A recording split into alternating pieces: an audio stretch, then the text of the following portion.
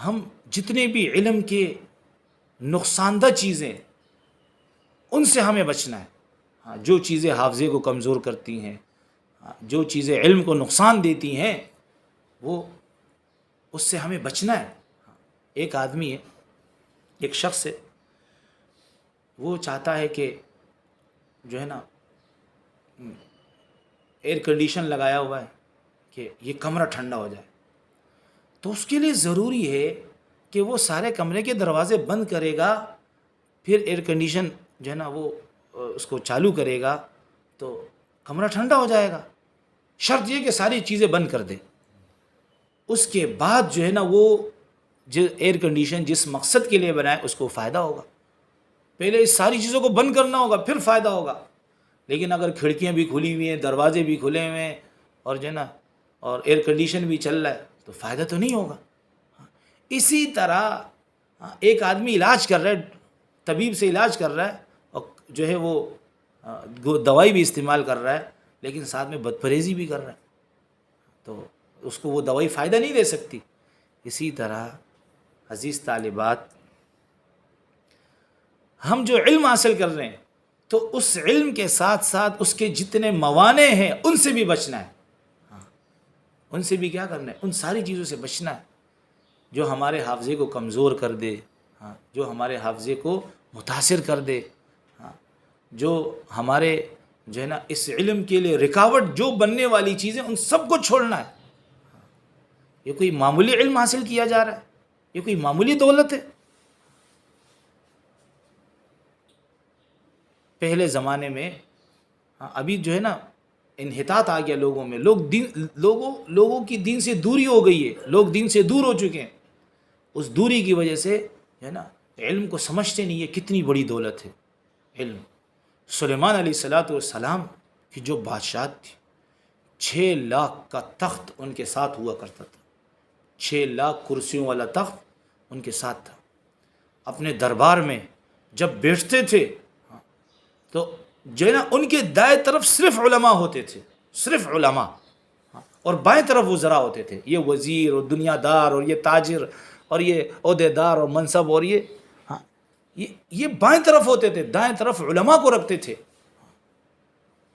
اس لیے کہ وہ جانتے تھے علماء کی کیا قدر ہے.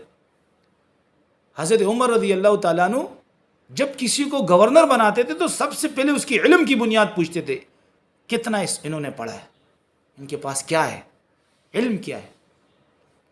ایک دن حضرت عمر تعالیٰ عنہ نے اپنے کسی صحابی جو ذمہ دار تھے ان سے پوچھا کہ جنگلات کا جو ہے نا وہ کس کو بنایا، امیر کس کو بنایا؟ تو کہا کہ فلاں کو، کسی جو ہے وہ غلام کو.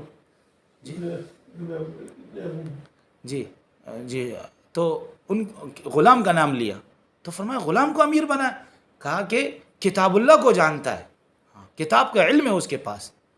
فرمایا جی بالکل، ہمیں حکم دیا گیا کہ ہم کیا کریں، جو کتاب کو جانتا ہے اس کو ہم جو ہے نا یہ امارت سونپے، ہم اس کو ذمہ داری دیں.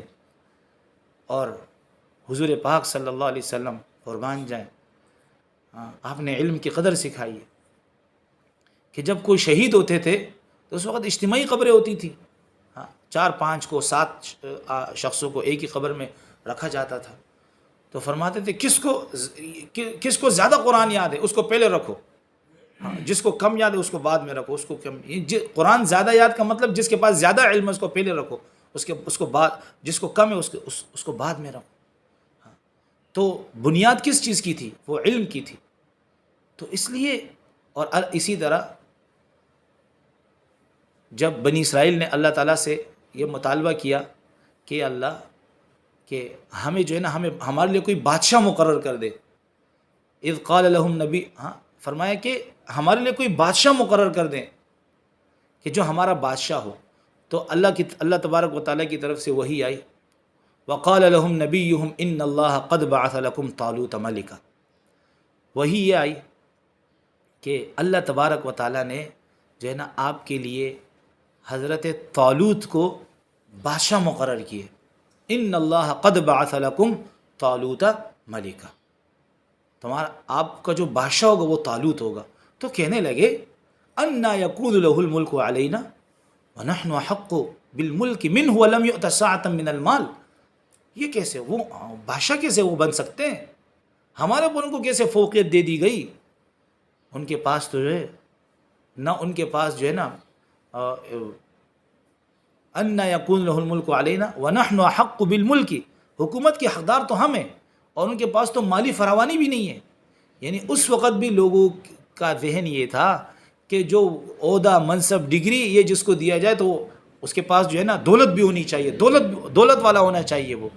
لیکن اللہ تبارک و تعالیٰ نے تمیز فرما دی، فیصلہ فرما دیا کہ ہم نے جو طالوت کو بادشاہت دی ہے کہ ان کی وجہ کیا ہے؟ انہو بسطتاً فی العلم والجسم.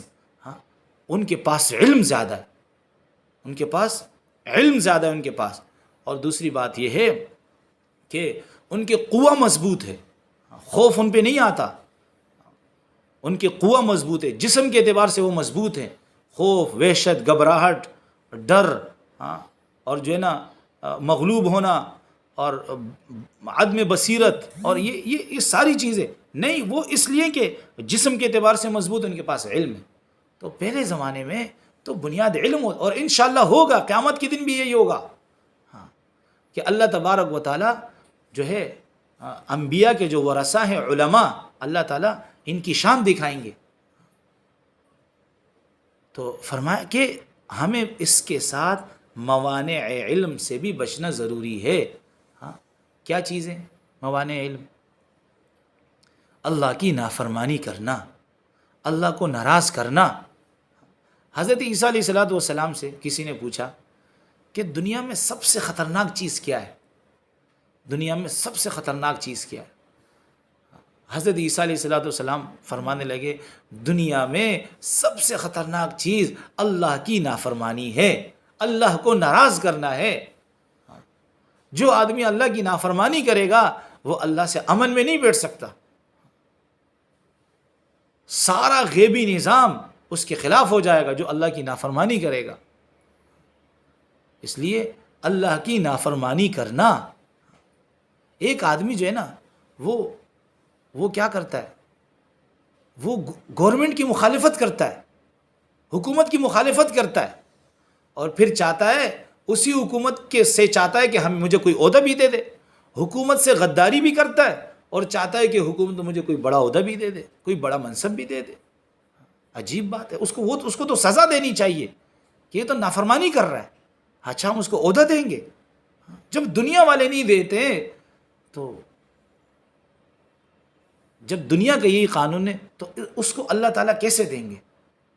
یہ تو پھر بھی اللہ کی مہربانی، اللہ ہمیں چلا رہا ہے، ہم کمزوروں کو چلا رہا ہے. ہماری ہے نا اللہ تعالیٰ تو بڑے غفور الرحیم ہے، شفیق ہے، مہربان ہے، محبت کرنے والے ہیں، عفو درگزر والے ہیں. تھوڑی سی چیز پہ جو ہے نا اللہ راضی ہو جاتے ہیں، استغفار کرتے ہیں اللہ راضی ہو جاتے ہیں، معافی مانگتے ہیں، نادم ہو جاتے ہیں اللہ راضی ہو جاتے ہیں. ایک صحابی آیا نا اللہ کے نبی علیہ السلام کے پاس، یا رسول اللہ مجھ سے غلطی ہو گئی.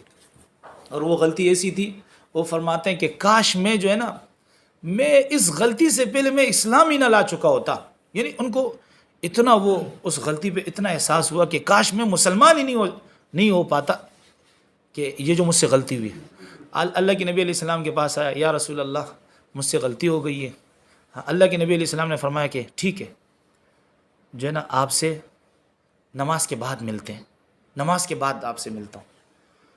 نماز کے بعد جو ہے نا وہ صحابی کو تو فکر تھی، نماز کے بعد آئے تو ملے، یا رسول اللہ جی. تو اللہ کے نبی علیہ السلام نے فرمایا آپ نے نماز پڑھی؟ جی ہاں میں نے پڑھی. آپ نے وضو کیا تھا؟ ہاں کیا تھا. نماز پڑھی؟ جی پڑھ لی. بس اللہ نے آپ کو معاف کر دیا. ہاں معاف کر دیا. ہاں. اور یہ قرآن مجید میں آیت نازل ہوئے ان الحسنات یذہبن السیئات، بے شک جو ہے نا برائیاں، نیکیاں برائیوں کو ختم کر دیتی ہیں.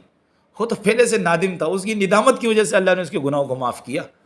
کہ وہ اندر سے اس لیے کہ وہ تو اسی لیے پوچھنے آیا تھا کہ میں کیا کروں، مجھ سے جو غلطی ہو گئی ہے اب میری غلطی کی تلافی کیسے ہو جائے. تو اس کو اللہ تعالیٰ نے کیا کیا؟ معاف کیا. یہ تو اللہ مہربان ہے، ہمارے ساتھ مہربانی والا معاملہ کرتے ہیں. ہم استغفار کرتے ہیں. ہاں تو اس لیے کہا جاتا ہے نا کہ مشرکین اتنے نافرمانیاں کیا کرتے تھے تو اور کہتے تھے جو ہے نا وَإِذْ قَالُوا اللَّهُمَّ إِنْ كَانَ هَذَا هُوَ الْحَقُّ فَأَمْطِرْ عَلَيْنَا حِجَارَةً مِّنَ السَّمَاءِ، یہ کہتے تھے اگر جو ہے نا، اگر نبی علیہ الصلوۃ والسلام واقعی برحق ہے تو ہمارے اوپر آسمانوں سے پتھروں کی بارش ہو جائے، اے اللہ ہم پر بارش کر دے۔ تو وجہ یہ نا کہ وہ استغفار بھی کرتے تھے مشرکین، جب وہ بیت اللہ کا طواف کرتے تھے تو کہتے تھے غفرانک غفرانک، اے اللہ ہمیں بخش دے، اے اللہ ہمیں بخش دے۔ تو اللہ تبارک و تعالیٰ ان کے اس استغفار کی وجہ سے جو ہے نا اللہ انہیں سزا نہیں دیتا تھا، وہ ساتھ میں نافرمانی بھی کرتے تھے لیکن کہتے تھے غفرانک غفرانک، اے اللہ ہمیں بخش دے، اے اللہ ہمیں بخش دے۔ تو اس لیے اللہ تعالیٰ تو ہمیں ہماری پکڑ نہیں کرتا۔ تو موانع علم سے بچنا،